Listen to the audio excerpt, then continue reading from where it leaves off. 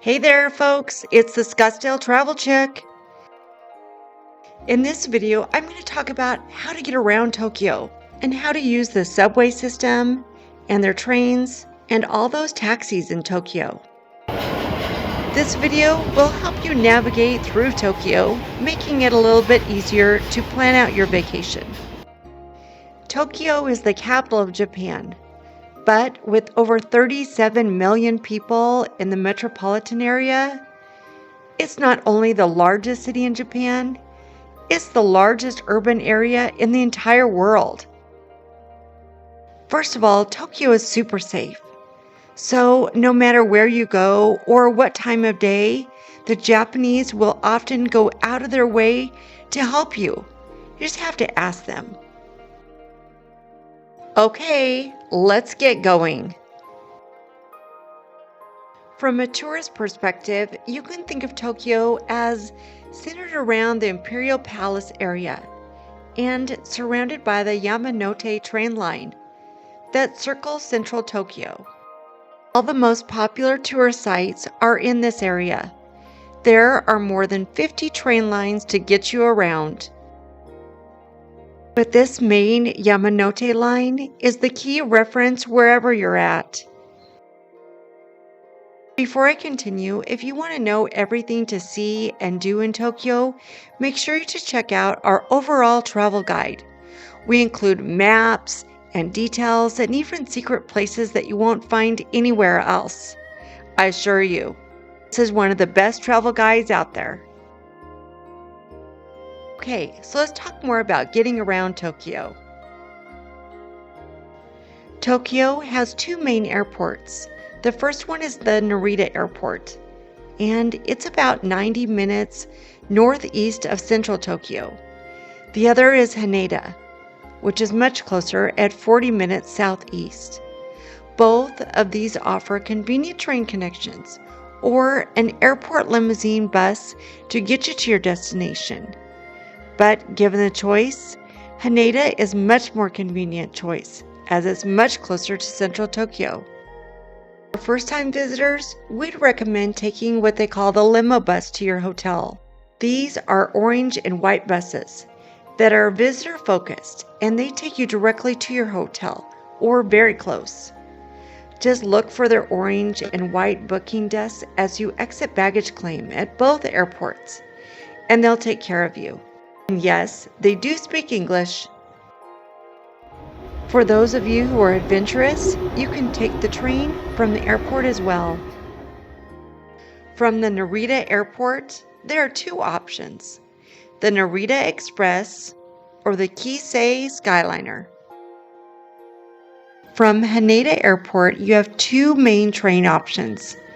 One is the KQ train line, which will take you to various stations across central Tokyo, or the monorail train, and that will take you to Hamamatsucho Station on the southeast side of Tokyo, and a direct connection to the important Yamanote line, which circles central Tokyo. The Google Maps app on your phone also does a pretty good job of navigating you across the Tokyo train system. Now let's just talk about getting around Tokyo in general after you've made it to your intended destination.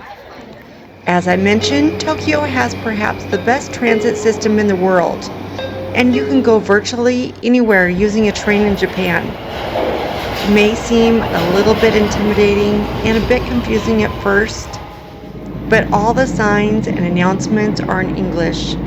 Apps like Google Maps are also very helpful, and the Japanese people are also quite helpful if you happen to get a little bit confused. Plus, it's one of the best ways to experience daily life, like the locals do. It's an interesting experience during rush hour. We think experiencing during rush hour is kind of fun, but if you don't like crowds, maybe skip it. Although the Tokyo transit system is complex, the most important thing to keep in mind is that circular Yamanote line that I keep mentioning, which surrounds the central Tokyo area. I'll leave you with perhaps the biggest pro tip of the video.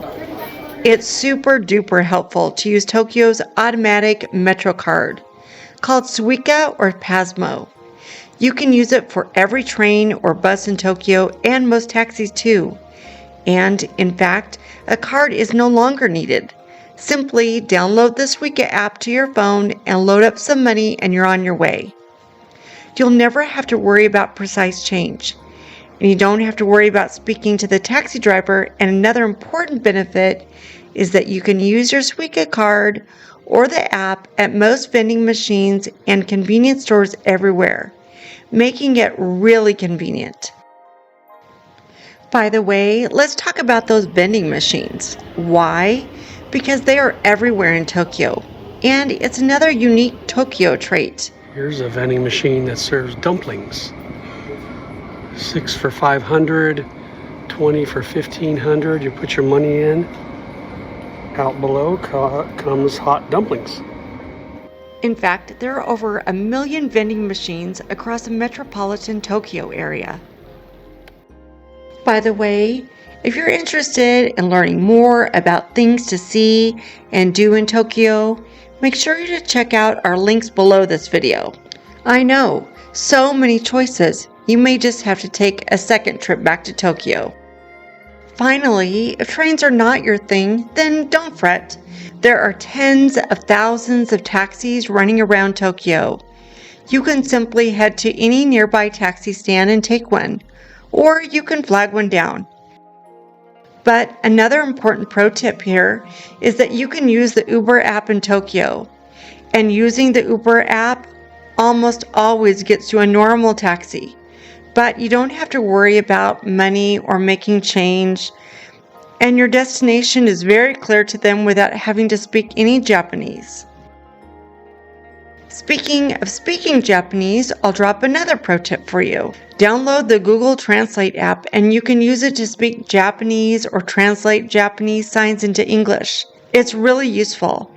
And in our ultimate guide to Tokyo, we have a ton more tips, so don't forget to check that out. Finally, let's talk about renting a car. Well, that's just crazy. There's absolutely no reason to rent a car, even if you're traveling to other areas of Japan. The train system is just a great way to get around Japan, and parking around Tokyo is quite terrible. We hope this guide helps you a little bit navigating through Tokyo.